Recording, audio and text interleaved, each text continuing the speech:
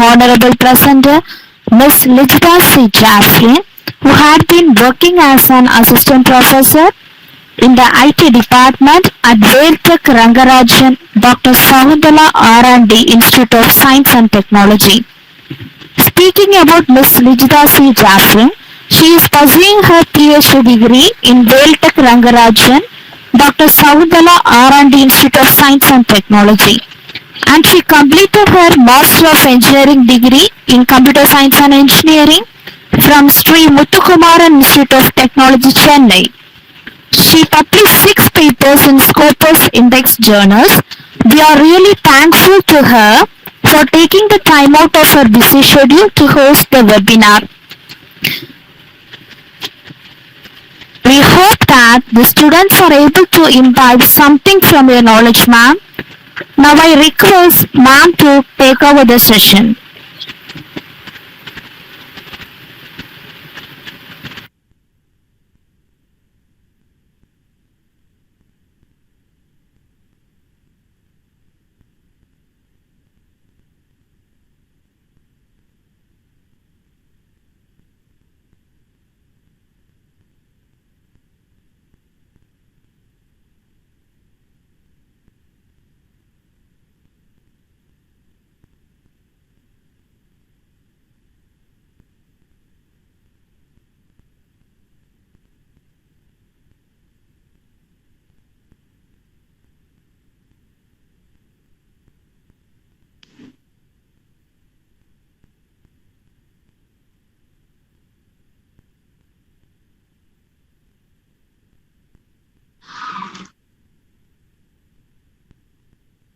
Jasmine ma'am, Ma'am, once more you tell about the welcome speech. Just now only Lijita ma'am joined in that site.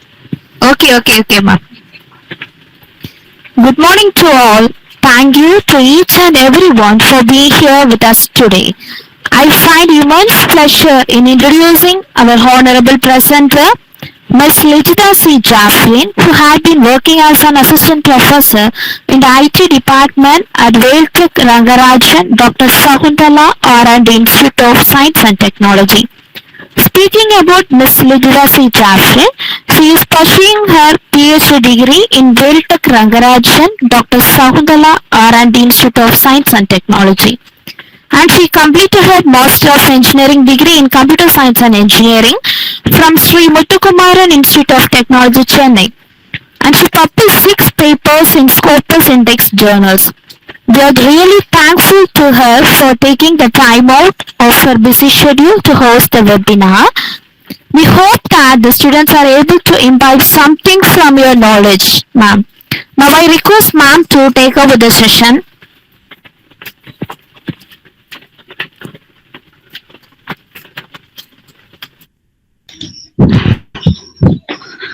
Good morning, everyone.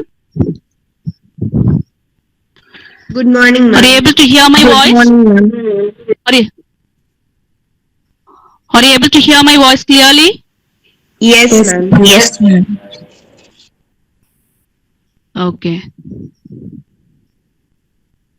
So I am very happy to have this opportunity to have a webinar on topic image processing using OpenCV. I thank the management of Arunachala College of Engineering for Women, all the faculties, HOD ma'am, and the dear students. Now let us start the webinar. Let me share the PPT.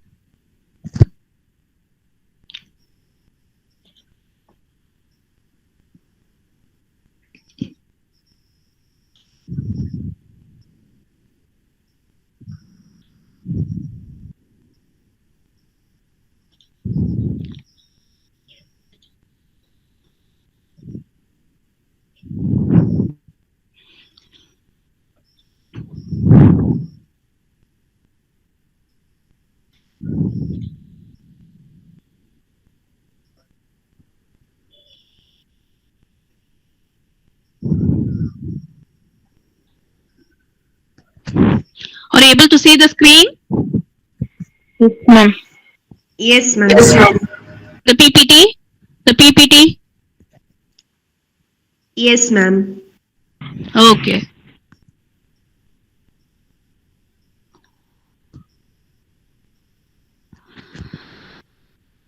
So today's webinar topic is image processing using OpenCV. Let me show the agenda of today's webinar. What are the topics we are going to cover today? An introduction to image processing, introduction to OpenCV, image operations, then morphological operations on images, histograms, edge detection, and segmentation on images. So these are the topics we are going to cover today. So let us go to the introduction part. So about image introduction. Okay. So image processing, it is a familiar topic. Okay. But OpenCV, it's a new one. Okay. Let us see today. What is an image? We all know what is an image. It is a collection of pixels. Image is a collection of pixels. Okay. It can be represented as a matrix. Okay. It has either 1 or 0. Okay. Image is a collection of pixels. Okay. It can be represented as a matrix, either 1 or 0. 1 represents white and 0 represents black. Okay. You can see an example image at the bottom. So pixel values at 0, 0. Pixel at XY. Okay. So each and every cell represents a pixel. Okay. So collection of pixels is called as image. Collection of pixels is called as an image. Okay. So at the right side, you can see a diagram. Okay. So zeros at the border. Okay. Which represents black. Okay. So left side represents a matrix and right side represents the image. Okay. Original image. Okay. So zeros at the border represent black color. You can see in the corresponding right side image. And white represents white color. Okay. Sorry. 1 represents white color. Okay. So 0 represents black and 1 represents white. Okay.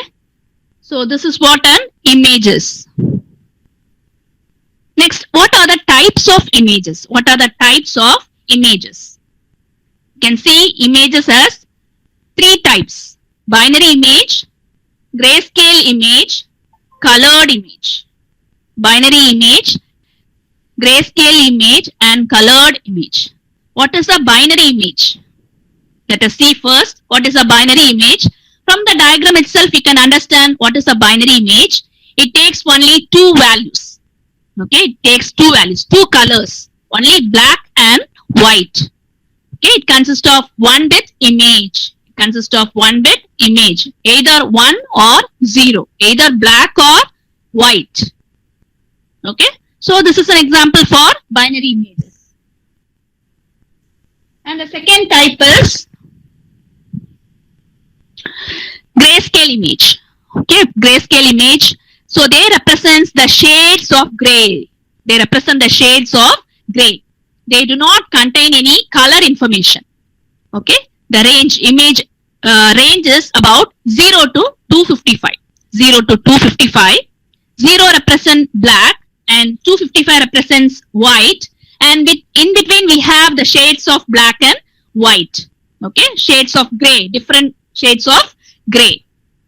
Okay. So this is what an grayscale image. Grayscale image. Okay, it will not contain any color information. It contains the shades of gray. The third type is color image. Color image. Okay, color image. They are represented as red, green, and blue. They represent the primary colors red, green, blue. They are the color images. Okay. So this is what about image. What is an image? Okay. Next we can go to the next topic, introduction to image processing. Okay, so far we have seen about an image, what are the types of image. Now we are going to see about image processing. Okay, what is image processing? Okay, so processing over the images. Okay, manipulation over the images. Okay, what are all the manipulations we can do on images? We can resize the image, we can rotate the image, we can select a portion from the image. So these are the various manipulations we can perform on an image.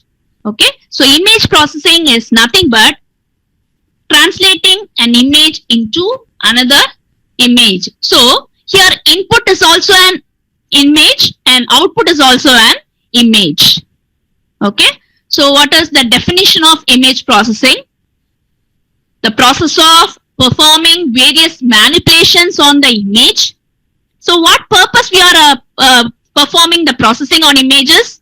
In order to extract some information, in order to extract some knowledge from the image, so that it can be used for further analysis. It can be used for further analysis. Okay, so this is called as image processing. So next, what is the purpose of image processing? Why we are doing image processing?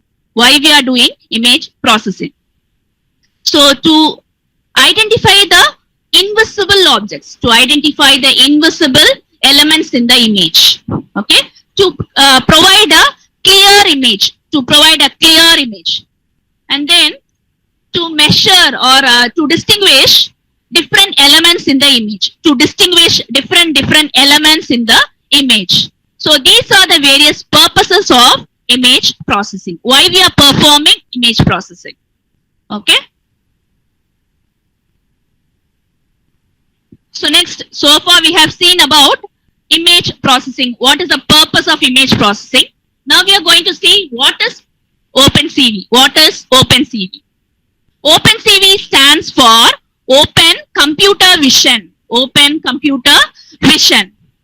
It is actually an image processing library. It is actually an image processing library. Okay. So this is created and maintained by Intel. So the main purpose of this OpenCV library is to perform image processing using C, C++, Python, MATLAB, etc. Okay. So it is an open source software. We can easily install it. Okay.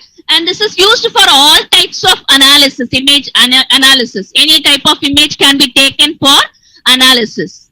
Okay. So this is about the introduction to OpenCV. Next, what is computer vision? What is computer vision?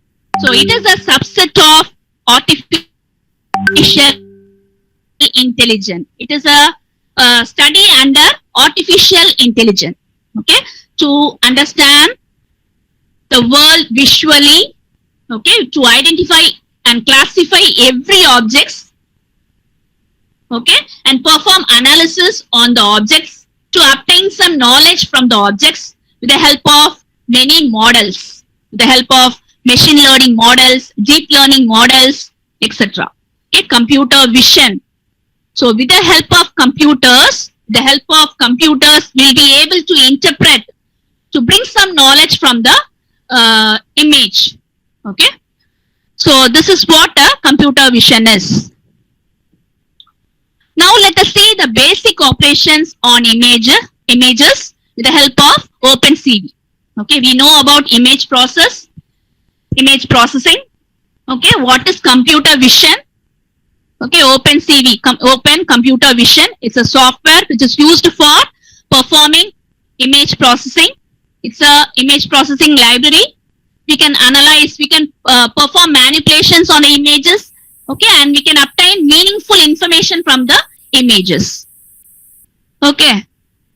So next topic is about image operations. Operations on images. So before that, you should know how to install our application. What are all the applications needed? So to implement OpenCV, okay, OpenCV library, okay, now I am going to use Anaconda Cloud.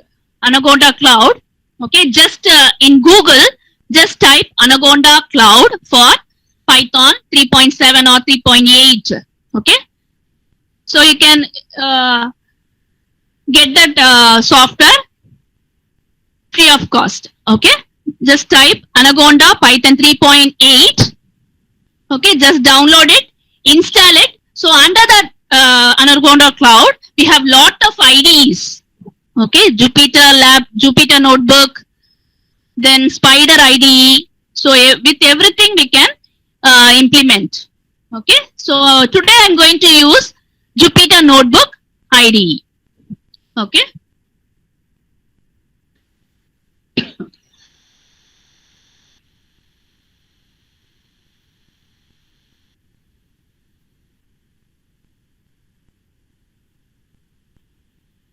So let us see what are all the basic operations on images.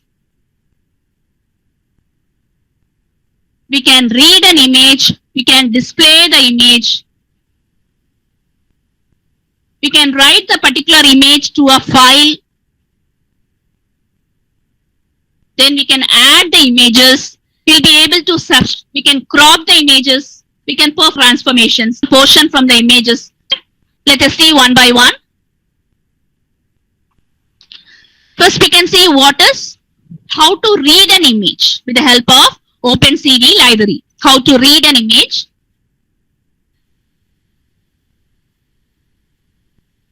Here we are using a function.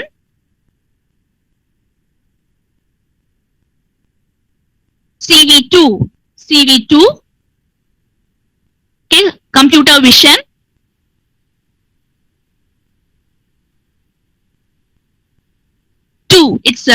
It is named as CV2 dot. The function name is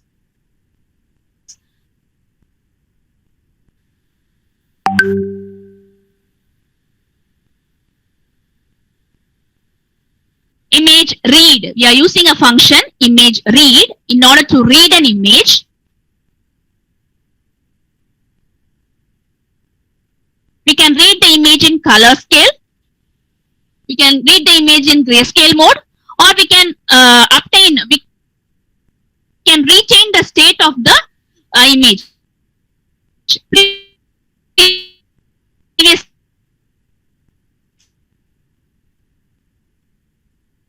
state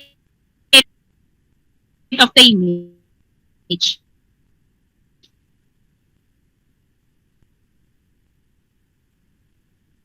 Okay, so here we are having three parameters: image read color, image read grayscale, and image read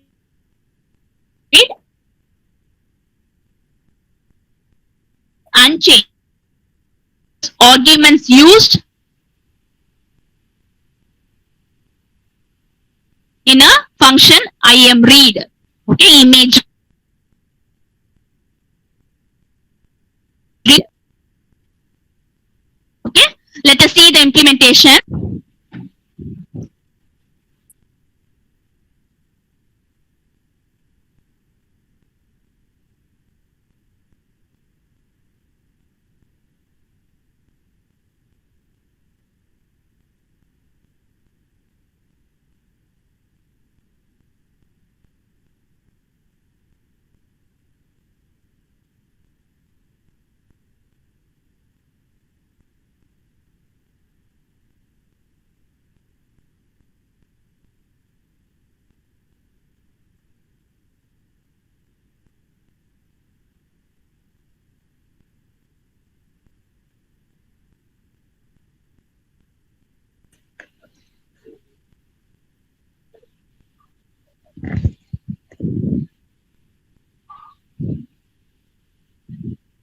Sorry, in between I have been disconnected due to heavy rain.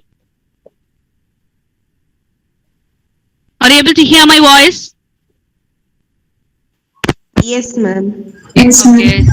Sorry for the interruption.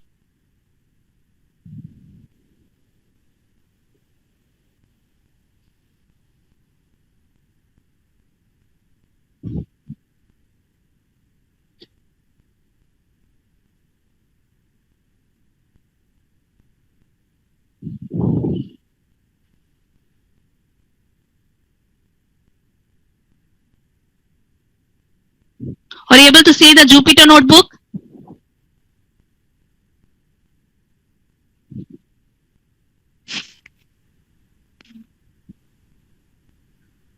Yes. Yes, ma'am. Okay. So simply type Anaconda for Python 3.7 or 8. Then you can download the cloud, Anaconda cloud. So in Anaconda cloud, we have lot of IDEs. So I am going to use Jupyter notebook. Okay. So this is a Jupyter notebook. Just install it, open Anaconda cloud, and within that, just launch Jupyter notebook. Okay. So after installing Anaconda, you'll be getting a screen like this. Okay. You have lot of IDs within that. Okay. In that, you have to choose Jupyter notebook and click launch. Okay. So that you get a screen like this. Okay. So now we can see how to read an image using OpenCV. Okay. We are going to read an image. Now we can see basic operations on image with the help of implementation. We are using using Jupyter notebook. So read an image and see the coding here. Import CV2. Okay. We are going to use a function imread. Imread is a function. So apple.jpg. In my desktop, I have saved this image apple.jpg. Okay. Let's see what is the output for this. Yes, you can see the output. Okay. So the function imread, it reads the image and it shows the output. Okay. Imread is used to read the image. It is reading the image from the particular path. Okay. Then imshow is to show the image. Okay. So my output window name is output. Output is the output window name. Okay. imshow is the function used to display an image. imread is the function used to read an image. Okay. Next, we are using a function called as wait key. So this wait key is used to retain our window. Okay, retain our window. Then after that, I am calling another function, destroy all windows. So this is to destroy all the windows we have created. Okay. So this is how to read and display an image. So back to the PPT. So next operation on image is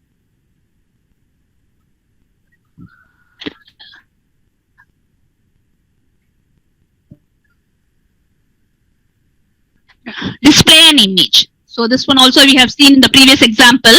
So we are using a function cv2.imshow in order to display an image in a window. Okay. So here we are using window name. So what are all the parameters we are passing in the function? We are using window name, and the second one is our image name. Okay. Window name and image name. Okay. So after that, we'll be calling for wait key function. Wait key is to retain our window, and destroy all windows function. This is used to destroy all the windows that we have created. Okay. So display, read and display an image. We have seen the implementation. So next one is addition of images. Okay, addition of images. Okay, this is to add two images. Okay, we can take two different images and we can add it. Okay, with the help of some by assigning some weights, we can add the images. Okay, simply we can add images, or with the help of some weighted values, we can add the images. Let's see the implementation.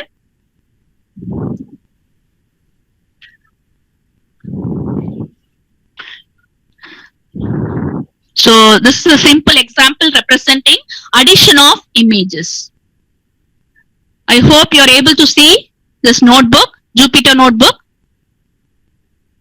So how to read an image? img1, image 1. It's some variable. Then cv2 dot, the function name is imread. Okay, we are getting apple1.jpg, okay, apple2.jpg. We are taking two images, and with the help of a variable image, okay, with the help of a variable image, in the variable image, we are adding two images and storing the image. Okay, so image is a variable which stores the addition of two images. Okay, here we are using a function called as add. Okay, then IMShow is used to show the image. It is used to display the image. Okay, so let's see the output for this.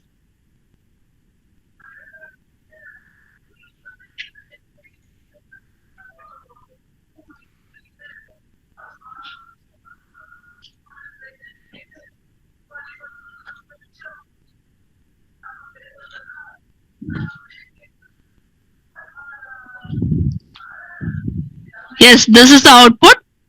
Okay, so what is the name of our window? Our window name is image. The image is the name of the window, and this is the added image. Okay, so I have taken two images. Okay, Apple image, two Apple images. I have added the images, and this is the output for that.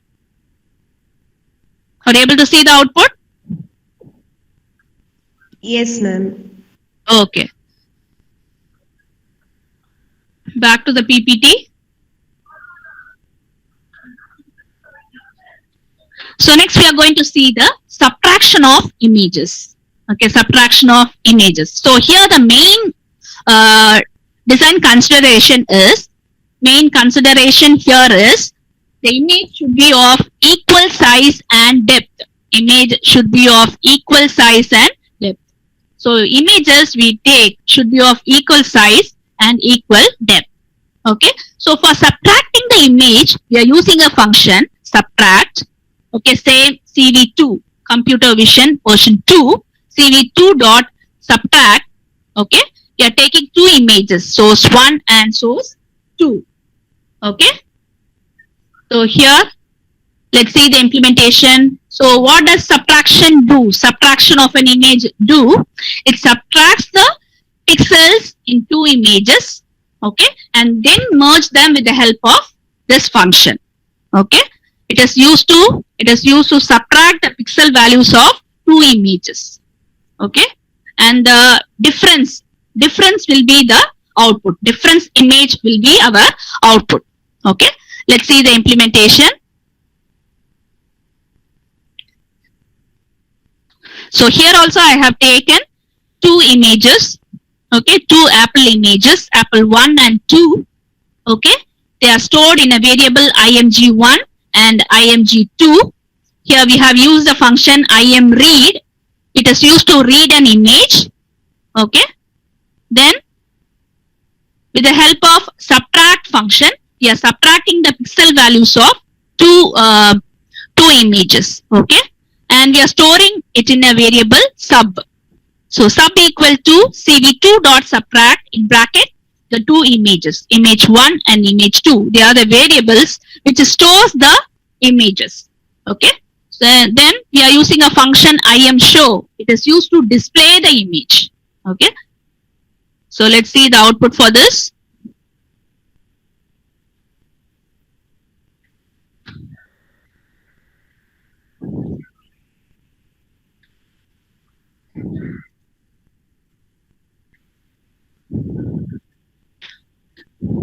Yeah, it's loading.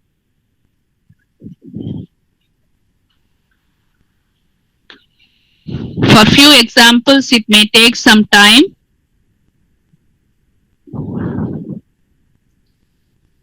So here we are using a function called as subtract.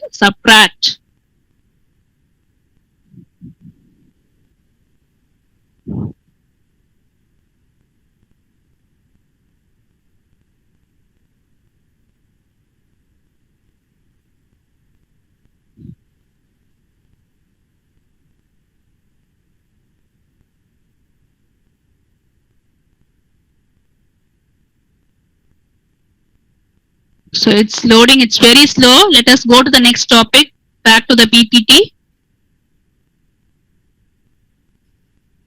So next we are going to see the morphological operations on images. So far we have seen the basic operations on images. How to read an image, how to display an image, how to add the images, how to subtract the images. Okay, so how to resize the images. So these are the basic operations on images. Okay, so we have seen few basic operations on images because of time constraint. Now we are going to see the morphological operations on images. Let us see the morphological operations on images. Okay, so in morphological operations, we are taking two input images. Okay, we are taking two input images. One is our original image and the second is our kernel image. Okay, so this kernel image or structuring image will be applied to our input image and our output will be generated. Okay, here also input is an image and output is an image. Okay, here we are taking two input images. One is our original image and the second is our structuring element or kernel image. Okay, so morphological operations can be classified as erosions and dilations. There are two basic morphological operations. The first one is erosion and the second one is dilation. Okay, so these are the two primary operations, and along with this we have many variants. Okay, they are opening, closing, gradient, top hat, black hat. Okay, so opening, closing, gradient, top hat and black hat. Let us see the basic morphological operations first.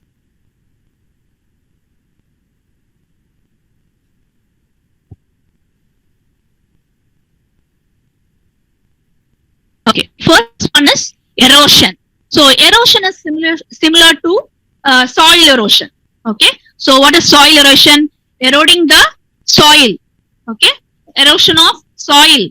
Okay, due to rain. Okay, similar to that, erosion of images. So here, what does erosion does? It erodes away the boundaries of the object. It erodes away the boundaries of the foreground objects. Okay, you can see the example diagram here. We have taken a color image. Okay, and the input is our grayscale image. Okay, input is our grayscale image. This grayscale image, after erosion, how it is converted to? You can see here. Here, the boundaries of the object are eroded. Okay, so white region in the image gets decreased. Okay, white region in the image gets decreased. Okay, so this process is called as erosion. Okay, so how it happens? How image erosion happens? Okay, what is this operation? How this operation works? Okay, so here we are taking two images. One is our original image. The other is our structuring element or kernel image. Okay, I'll show you an example. Okay, so pixel in the original image will be taken as 1 if all the pixels under the kernel image is 1.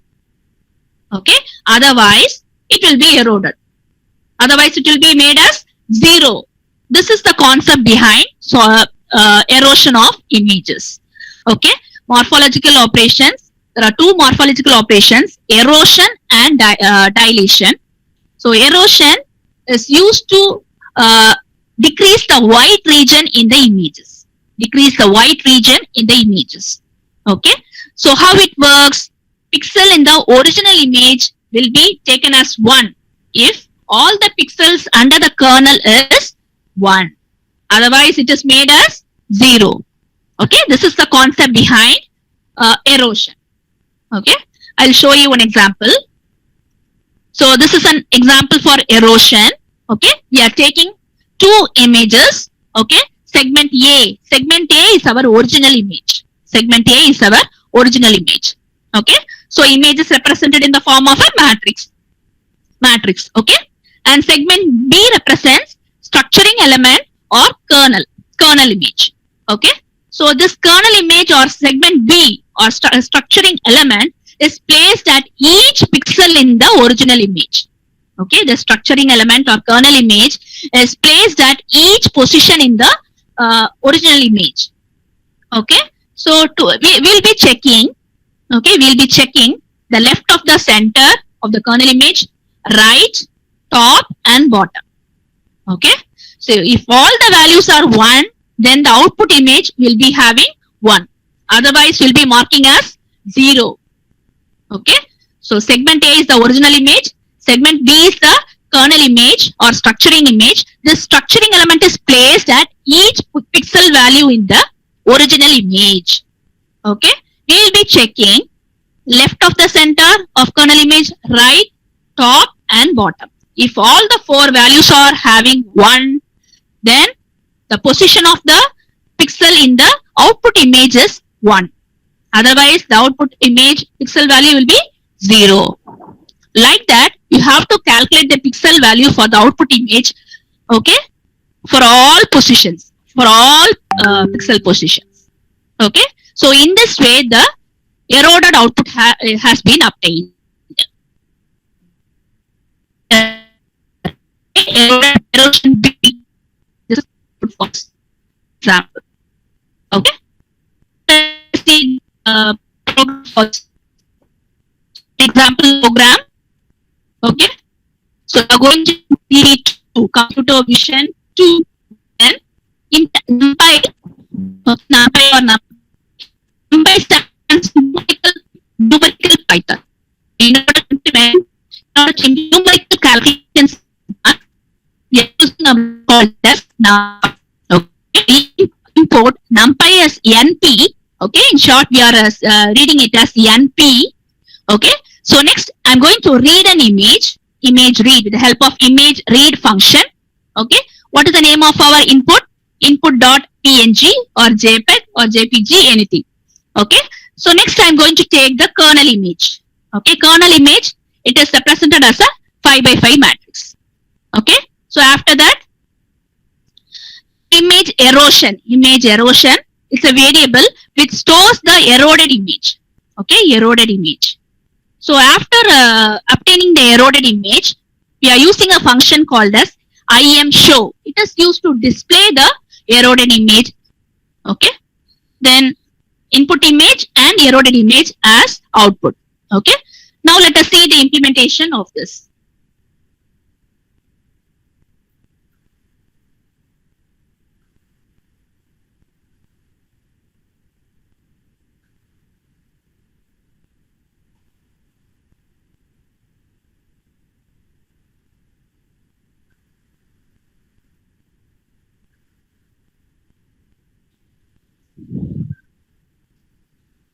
Are you able to see the notebook screen?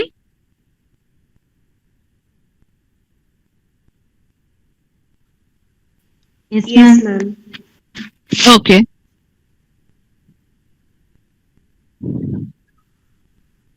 Now you can see the input image. This is the input image and this is the eroded image. Okay. So white, now we can notice the difference in the two images. You can see in the input image, you can see various white spots in the image. And in the output, these white spots have been removed. Okay. So this is the use of erosion of images. Okay. Erosion of images. I think you are able to understand. Back to PPT.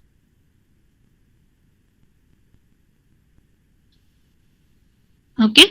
So second basic operation, morphological operation is dilation. The second basic morphological operation is dilation. So this is an opposite of erosion. Okay, opposite of erosion. This will increase the white region in the image. This is used to increase the white region in the image. Okay.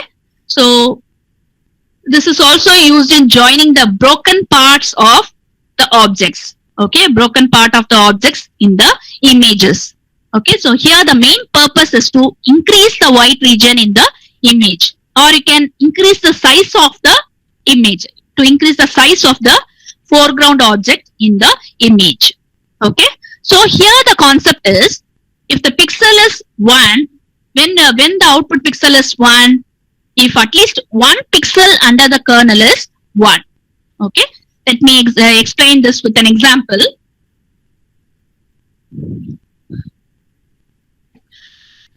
So dilation example, here also we have taken two input images. One is our original image and the other one is our structuring image. Okay. So this original image, this is our original image and this is our structuring element or kernel image. Okay. Now here also we are taking the structuring element and placing at each pixel element in the original image. Okay. That is our segment A. Okay. If at least one position has a value of 1, then the output image has the value of 1. Okay. If at least one position, we will be checking the right of the center, left of the center, top of the center, yes, of 1. So then pixel in the output image be 1. Other is 0. Okay. So this is the process of dilation. This is how this dilated image obtained. Okay. This is how the dilated image is obtained. A dilated B. Okay. This is the dilated output. Okay. So what is the concept behind dilation? We are taking two images, original image and the kernel image. This kernel image will be placed at each pixel element in the original image. Okay. We will be checking the right of the center, top of the center, right, bottom, left, right, bottom, top. Okay. If at least one pixel position have 1, then the output image has the pixel value of 1. Otherwise, it is marked as 0. So this is how this dilated image is obtained. Now let us see the implementation. So this is the coding for this dilation process. Okay. Similarly, here also we are inputting CV2, NumPy. We are importing NumPy, numerical Python. Then we are reading an image. Then we are reading this kernel image. Then we are obtaining the dilated image. Then we are going to display the original image and the dilated image. Okay. Finally, this is to retain our window. Okay. So back to Jupyter Notebook.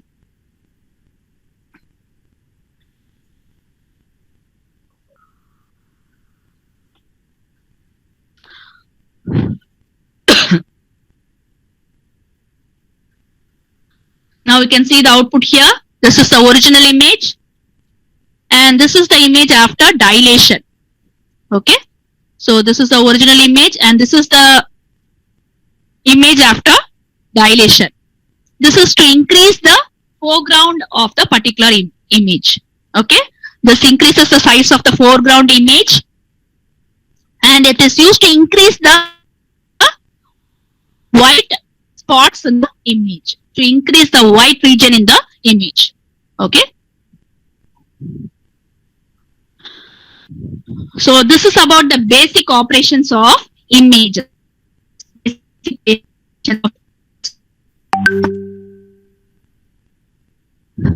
Now let us see the variants of the morphological operations. Variants of morphological operations. Opening. What is opening? So opening, it is a variant of the morphological operations. Okay, it is nothing but erosion followed by dilation. Erosion followed by dilation. So what is the purpose of this? This is used to remove the noise. This is used to remove the noise. Okay. So here we are using a function called as cv.morphologyx. Okay. So here we are using for all the variants, we are using a function called as cv.morphologyx. Okay. And in brackets, we are passing 3 parameters. One is our original image and then cv.morphOpen. This is the actual opening process function. Kernel image, original image, cv.morphOpen. Okay. Now let us see the implementation for this.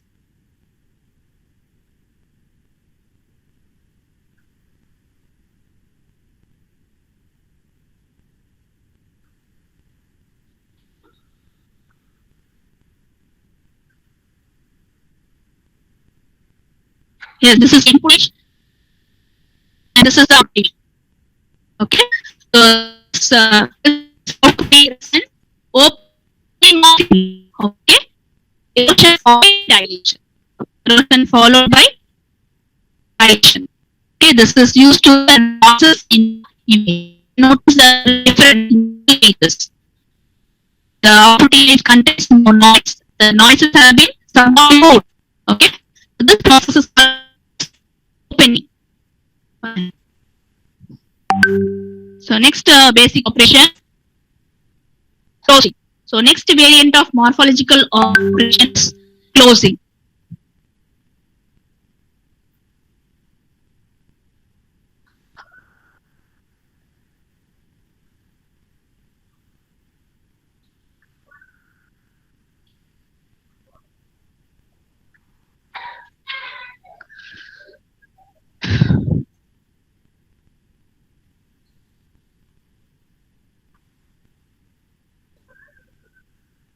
In between, my connection is being terminated due to rain here.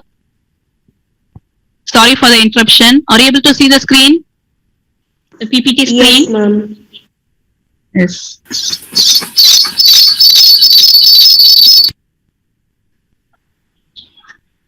Okay.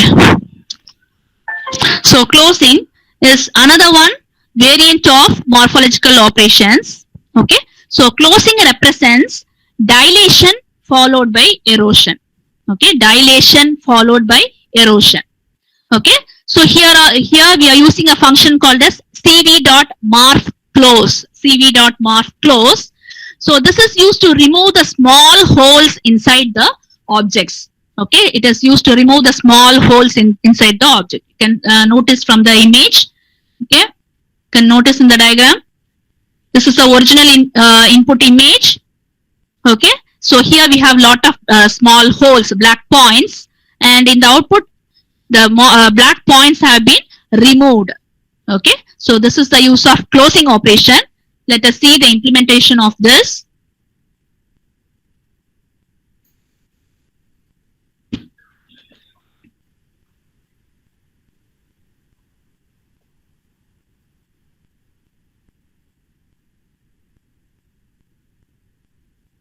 Yes, this is the original image and this is the output image. So here the output is the output shows the closing process. This removes the small black points in the images. Okay.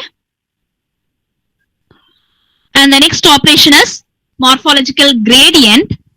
So here we are using a called as morph gradient, cv.morph gradient. Okay, morphological gradient. It is nothing but the difference between dilation and erosion. Difference between dilation and erosion is called gradient.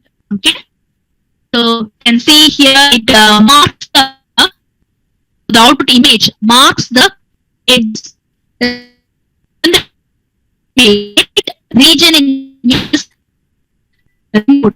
White region has been removed, marked status stage. So these are the morphological gradient. Let's see implementation of this.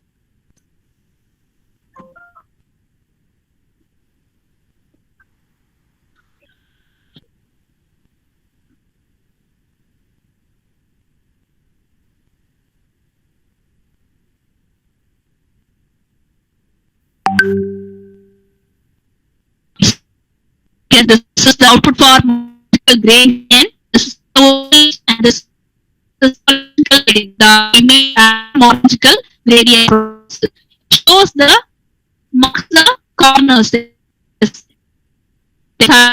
Mark the corners have been marked. Okay, this process called as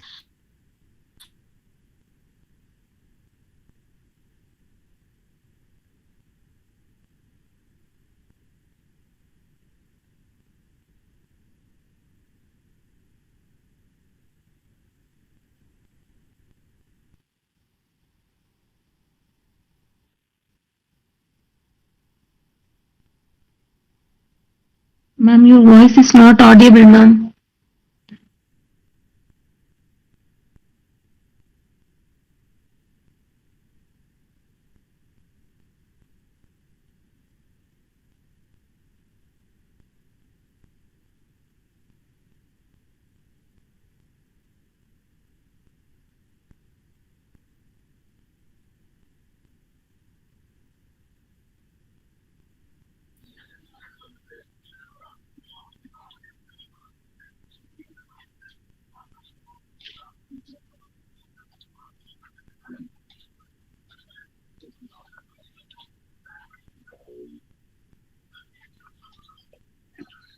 So the next morphological operation is top hat.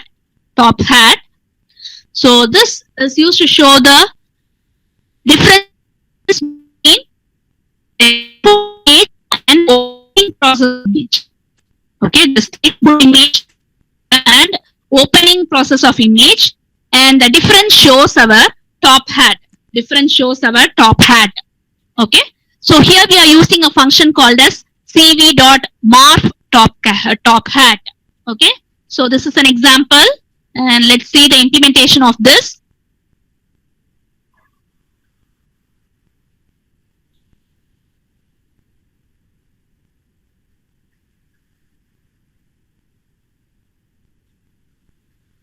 So this is the original image, and this is the difference between our original image and opening process of image, opening of our image.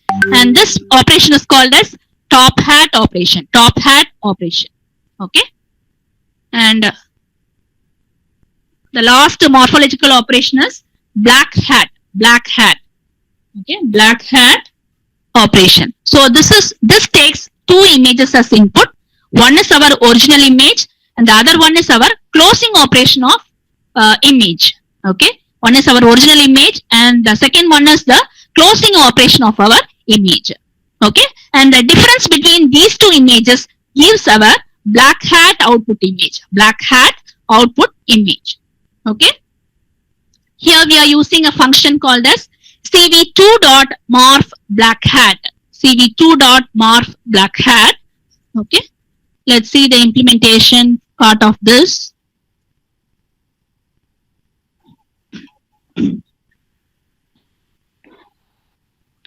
So here we are importing cv2, then we are importing numerical Python numpy, okay, as np.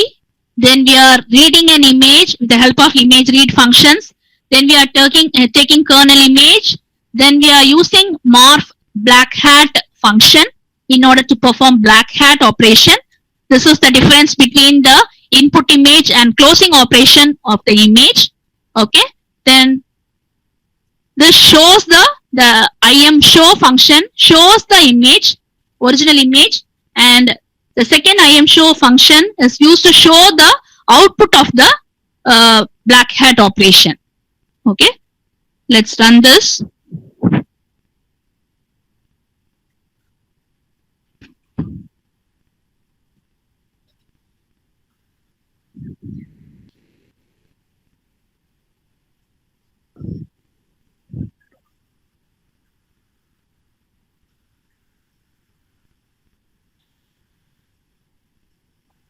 So this is the output for black hat. This is our input image, and this is our output image. So these are the various morphological operations on images. Morphological operations on images. Now let us see about histograms. Okay, histograms.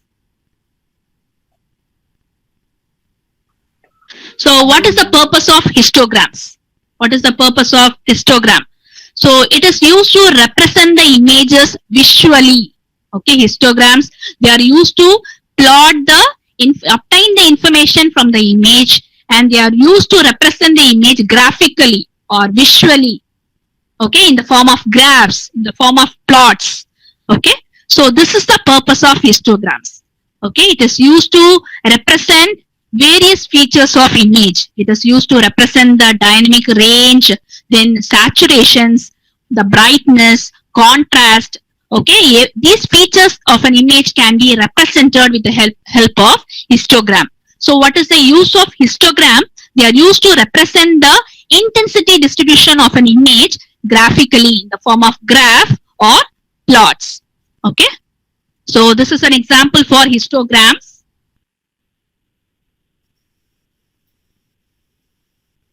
So histogram, we can find the histograms with the help of OpenCV function and NumPy function, and we can plot the histograms with the help of OpenCV and Matplotlib functions. Matplotlib functions. So they are Matplotlib is also a built-in library in OpenCV. Okay. So they are used to show the graphs. They are used to represent the graphs. Okay, plot various graphs.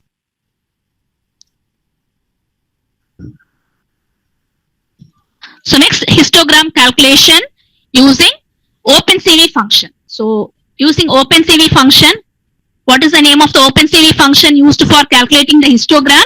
cv.calchist. cv.calchist. It is used to find the histogram. It is used to calculate the histogram. Okay, frequency of the particular element, frequency of elements in the image. Okay, then this is an example. Okay, how to calculate the histogram using OpenCV. Here we are using a function called as calchist. Then second method of histogram calculation is calculation using NumPy. So NumPy is a numerical calculation library in Python.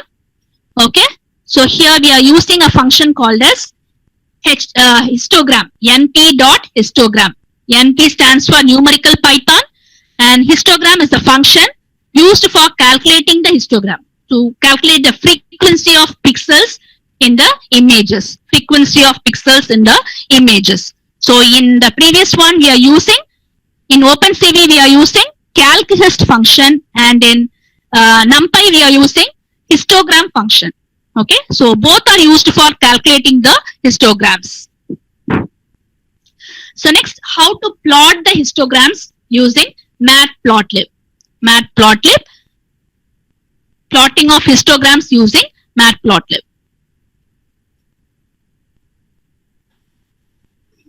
So here you can see how to read the image. So only one thing, one library we are importing here. We are importing a library. Okay, Matplotlib. Okay, import pyplot as plot. Okay, reading it as plot plt. Okay, Matplotlib. It is a built-in library in Python for drawing histograms, plotting histograms. Okay, so first step is to read an input image. Okay, then we need to find the frequency of pixels. Okay, then we are going to plot the graph of image. Plot the histogram, and then we have to show the histogram. Okay. Now let us see the implementation of this.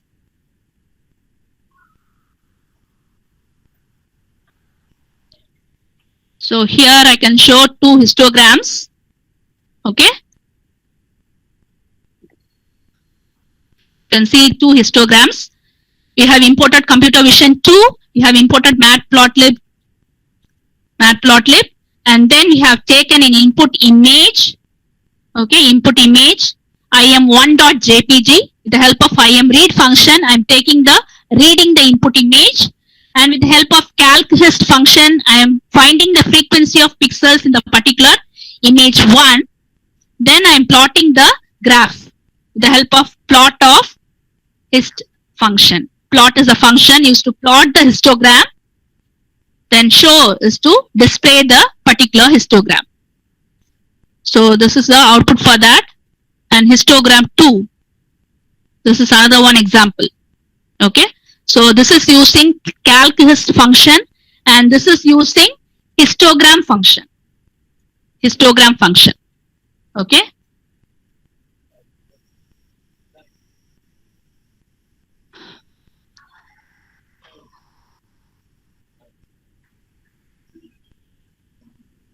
Ma'am, can I have 10 more minutes? Okay, ma'am. Okay, no problem. Okay, ma'am. Okay.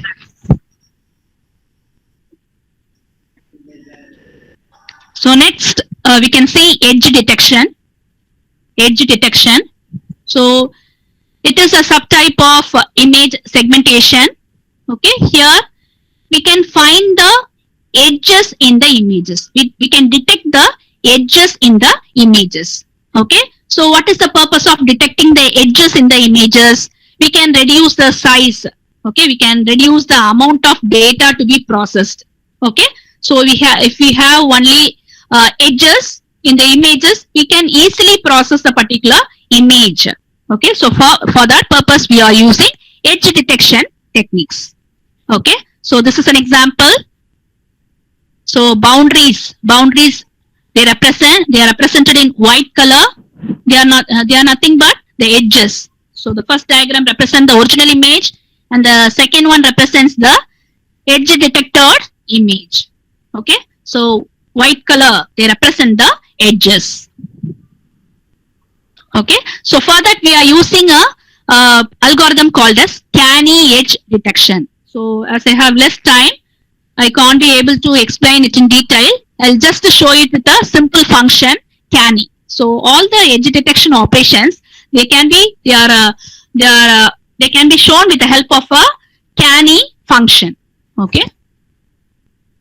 So canny edge detection, it is an algorithm. It was developed by a person called as John F. Canny.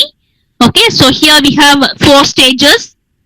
Applying Gaussian filter in order to remove the noise in the images, then finding the intensity gradient of images, then to remove the pixels which are not edges. Okay, so we are going to cover only the edges. So we need to remove the pixels that are not edges. Okay, then finally applying thresholding, hysteresis thresholding. These are the 4 stages in canny, and all these 4 functions have been added into a function called as canny. Okay, so here we are going to use a function called as cv2.canny. Okay, all these 4 operations have been added into a function, and this function is named as canny. cv2 is a computer version. cv2.canny. Canny is a function which is used to perform edge detection. Okay, let's see the output for this.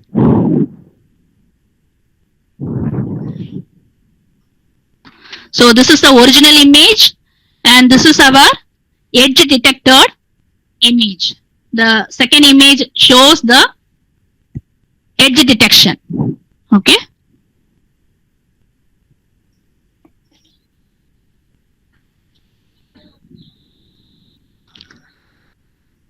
And finally, we can see about image segmentation. Okay, image segmentation. So we saw about the basic operations on images, morphological operations on images, and we saw about edge detection, and finally we are going to see about image segmentation. Okay, so I can finish this within 5 to 6 minutes. So what is image segmentation? It is dividing our image into different parts. Okay, so for what purpose we are dividing our image into different sections or parts? In order to obtain meaningful information from the image and to analyze the image easily. Okay, to obtain meaningful knowledge from the image and to analyze the image, process the image easily. Okay, so here, so in image segmentation, so how we are segmenting the pixels which have similar attributes. Okay, they will be grouped together. Okay, so let's see the steps. What algorithm we are going to use? K-means clustering algorithm. So one of the image segmentation algorithm is K-means clustering algorithm. So it is actually an unsupervised machine learning algorithm. Okay, here we are going to divide our observations into K clusters. We are going to divide our data points into clusters. Okay, so how we are going to form the clusters based on some similarities. Based on some similarities, we will be forming some clusters and we will be assigning the data points to the clusters. Okay, so the clusters here will be represented with different colors. Okay, what is the purpose of doing image segmentation? As I said earlier, to obtain some important information from the image. Okay, so we can eliminate some less important features in the image and we can get only the more important features from the image. Okay, so for this purpose, we are using a clustering algorithm called as K-means clustering algorithm. And these are the steps. Okay, the diagram represents the clustering. You can see green color, it represents a cluster, blue color represents a cluster, and red represents a cluster. Here we have 3 clusters. Okay, the data points which are close to the particular, the center of the cluster will be added to that particular cluster. Okay, the data points which are closer to the center of the cluster will be added to the particular cluster. Okay, so this is how we are adding the data points to the cluster. Okay, so what are the steps? You can see the steps here. We have to choose the number of clusters. Okay, initially choose the number of clusters. Then we have to assign our data points in the image to every cluster. So how we are assigning the data points to the cluster? First we have to calculate the center of the cluster. Okay, then we have to calculate the distance of the data points from the center of each cluster. Okay, so we have to find the distance of data point from the center of each cluster. If the particular data point is nearer to a particular cluster, then the data point will be assigned to that particular cluster. Okay, so again we have to calculate the new cluster center, and this process will be repeated. Okay, so depending upon the number of iterations given, this process will be repeated. Okay, so calculate the center of the cluster, calculate the distance of the data point from the particular centers from each center. Okay, so if the data point is close to a particular cluster center, then it will be assigned to the particular cluster. Okay, so in this way we have to repeat the steps, okay, until we reach the assigned number of iterations. Okay, now let us see the implementation for this.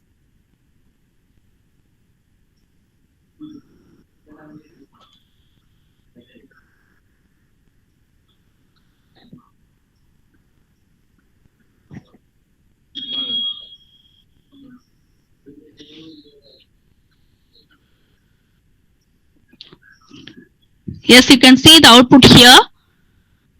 This is the output.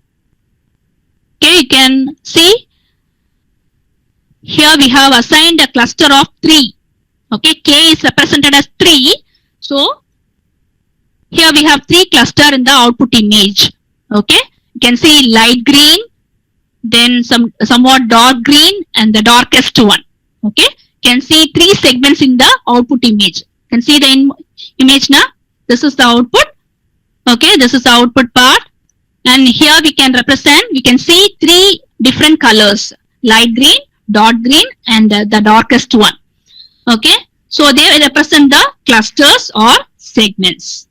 Okay, so this process is called as image segmentation. So with this, I'm concluding my explanation.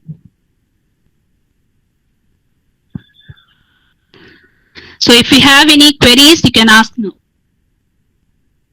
Ma'am? Yes. Ma'am, what are the applications of computer vision, ma'am? Applications, it can be used, as we saw earlier, it is used for edge detection, then image segmentation purposes, face detections, person identification. These are the various applications. Okay, ma'am. Ma'am, Yes, ma'am. Tell me. Math class in, what is the use of math class in OpenCV, ma'am? Math class. So here math represents matrix representation. Matrix representation. It is also a built-in class in the OpenCV. So this is used to store the values of images, to read and store the values of images. Yes, it is a type of library used in OpenCV. It represents matrix. Okay. Any other questions? Any other questions? Ma'am, what are the languages supported by computer vision, ma'am? Languages we saw in the PPT itself.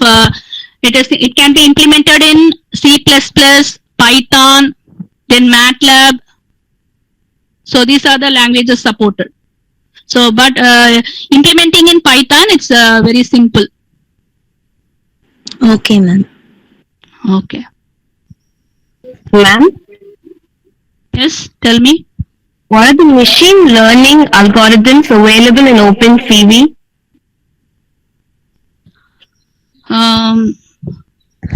neural networks, then random forest, then regression algorithms. So these are the machine learning algorithms which can be implemented in OpenCV. Face detection algorithms. Okay. Okay, thank you, ma'am. Are you able to get me?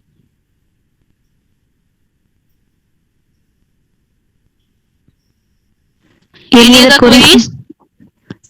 Any other queries, ma'am? Okay, ma'am, thank you, ma'am.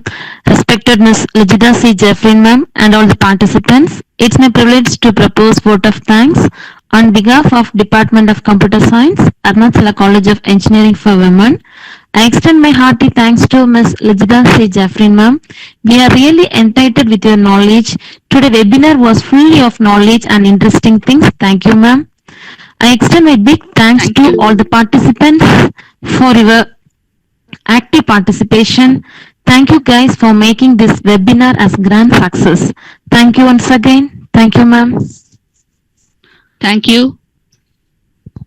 So I have an immense pleasure to thank the management for giving me this opportunity. Thank you, ma'am. I really thank HOD ma'am and the supporting faculty members and dear students for kindly, patiently listening to my presentation. Thank you once again. Thank you all. Thank you, ma'am. Thank you so much. Thank you. Thank you. Thank you, ma'am.